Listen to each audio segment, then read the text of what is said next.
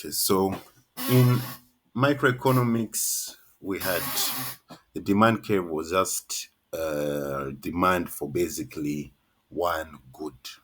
All right. Now, in macroeconomics, the demand is not only for one good, but various goods.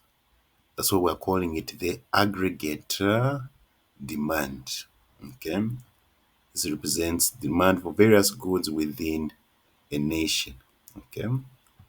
And just as the way the demand curve in microeconomics slopes downwards, so does the aggregate demand curve slope downwards.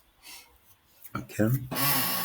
On our y-axis, instead of price, we have price level of goods and services.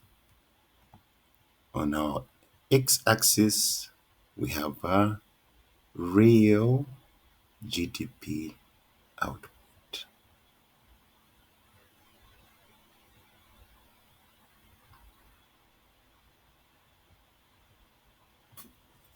All right.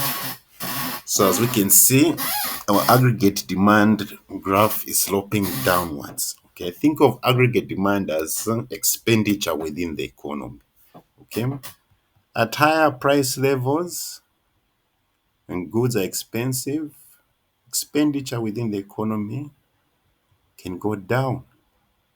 Okay, expenditure within the economy can go down or is low. But at lower price levels, expenditure within the economy can increase. Okay. So when there's a lot of expenditure, when a lot of people are spending within the economy, it means people are demanding goods. So for businesses, when they see, oh, people are demanding our goods, it means they need to produce more, right, colleagues? So you'll find that's why here you can see our real GDP output at a lower expenditure is greater than our real GDP output when price levels are high. Okay. Because when price levels are high, less spending within the economy, less demand for goods and services. So a business, if there's less demand for the product that you're producing, you're not going to make a lot of that product. Okay. But when you see people are spending and buying your product, you as a business, that's going to entice you to produce more. Okay. So at lower price levels, we have a lot of expenditure within the economy. At higher price levels, less expenditure within the economy. Okay. So we're going to look at three main reasons why our aggregate demand curve is downward sloping. The first reason is the wealth effect.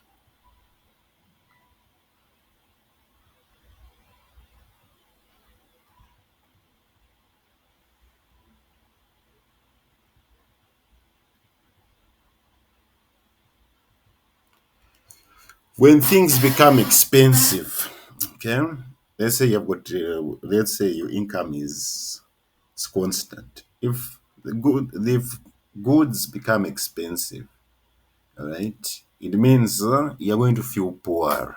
Okay, you feel like because you can't buy as many as those goods as you could because they become expensive, so you're going to feel poor, and you buy either less of those goods or you might stop buying those goods at all.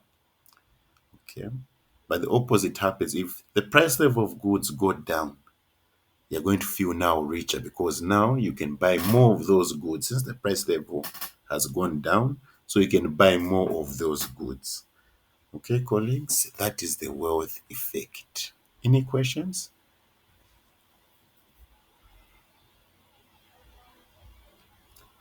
When price levels go down, you feel rich and you buy more. If price levels go up, you feel poorer and you buy less.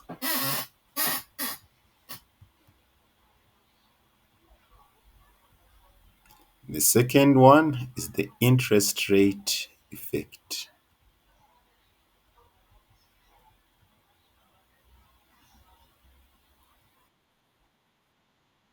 Yes.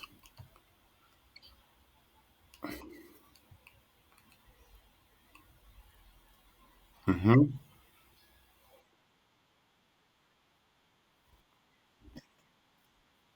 Yes.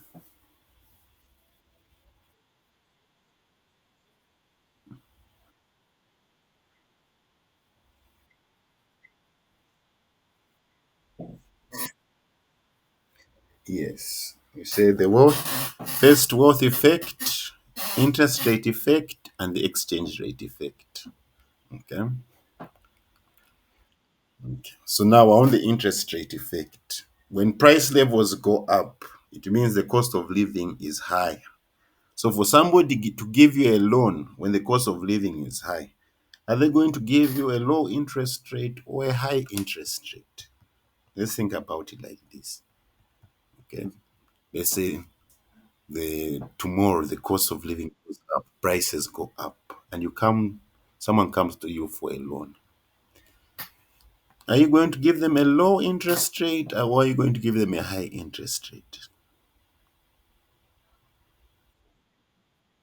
Yes, so that you can also cover up for the high costs of living, right? So when price levels are up, okay, interest rates also tend to go up. And when interest rates goes up, it means less borrowing, right, colleagues? Less borrowing, less spending. Okay, because remember who are borrowing?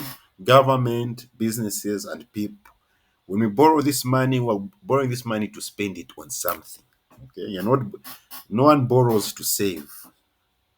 Okay, or if you borrow to save, that's a very unique strategy. But high interest rates, less borrowing, less borrowing, less spending. Okay, so when price levels are up, interest rates also tend to be up. Meaning, if the interest rates are up, less borrowing, less spend. But if the price level of goods is down, okay, then even interest rates are going to be relatively low.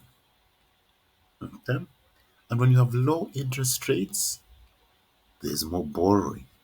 So businesses, government, and people are borrowing. And when they borrow that money, they're spending it. Are we okay with that, colleagues?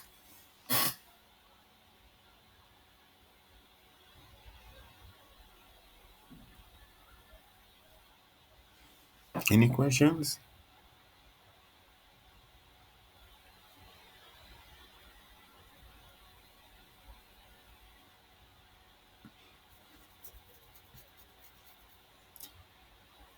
Next, we have the exchange rate effect. Okay.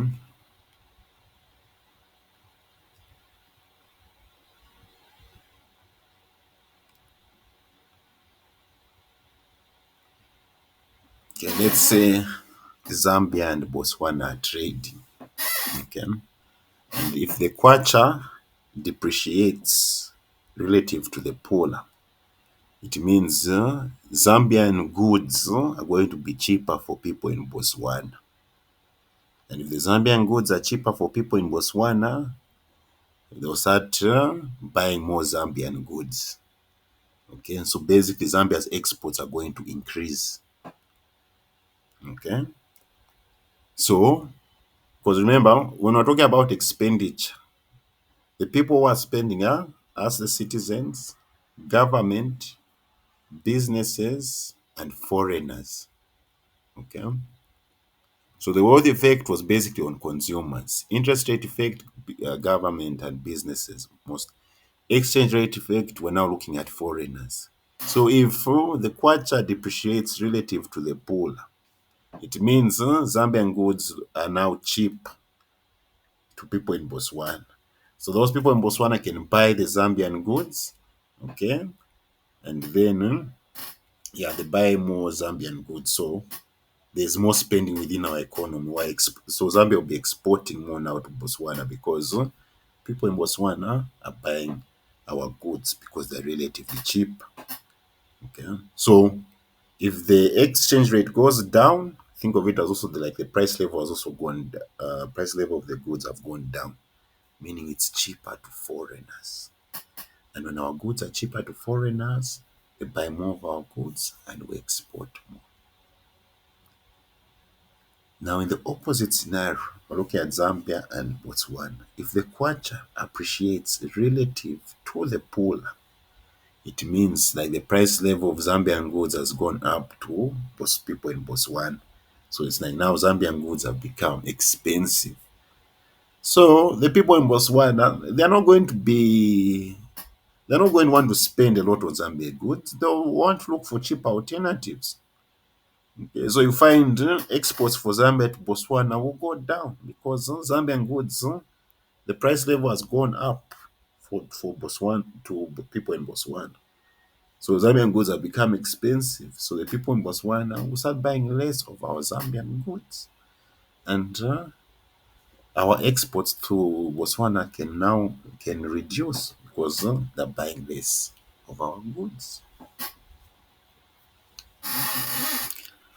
That is the exchange rate effect.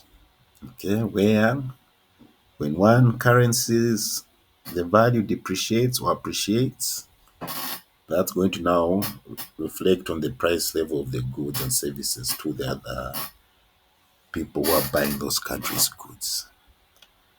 Any questions?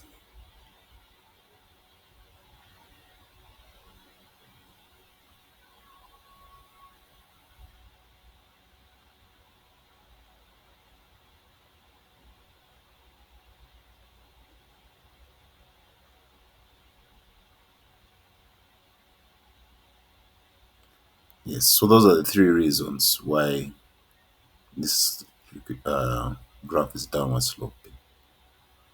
Okay, wealth effect, interest rate effect, and the exchange rate effect. Okay, this is, and here, remember when you're talking about aggregate demand, just think of expenditure, spending within the economy. So now we're going to look at the shifters of aggregate demand.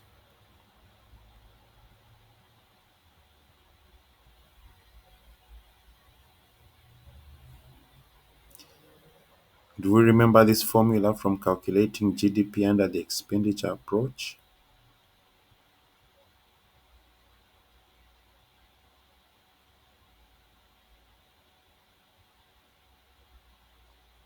These are the shifters of the aggregate demand.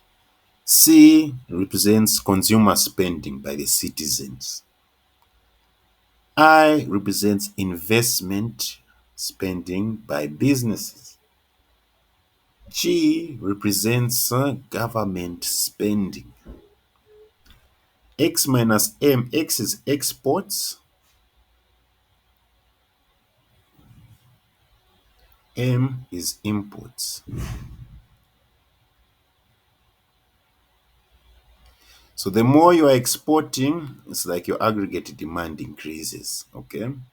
The more you import, it's like now your aggregate demand is reducing because the more you export, it's showing that foreigners are spending, they're buying your goods, so you're exporting more. But if you're importing more, it means the foreigners are buying less of your goods. It's you who's buying foreigners' goods. Okay.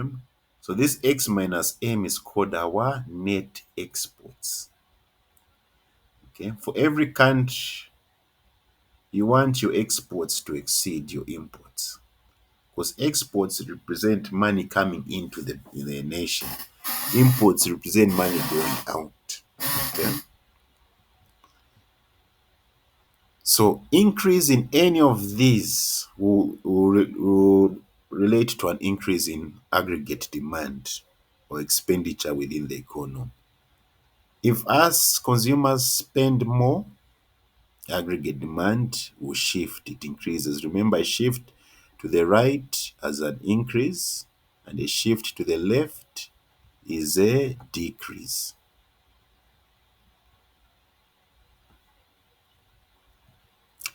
So if consumer spending increases within a nation, aggregate demand increases. If investment expenditure increases within a nation, businesses are spending, they're investing in new plants, employing more people, investing in new projects, still again employing more people. It means more money in people's pockets, more spending. If government spending on infrastructure, roads, right, there people are getting employed. As the people get employed, money is coming into their pockets. And as money goes into their pockets, it will relate to more spending. Government is hiring teachers, defense, police. More people are getting employed. More people getting employed, more disposable income by people within the nation.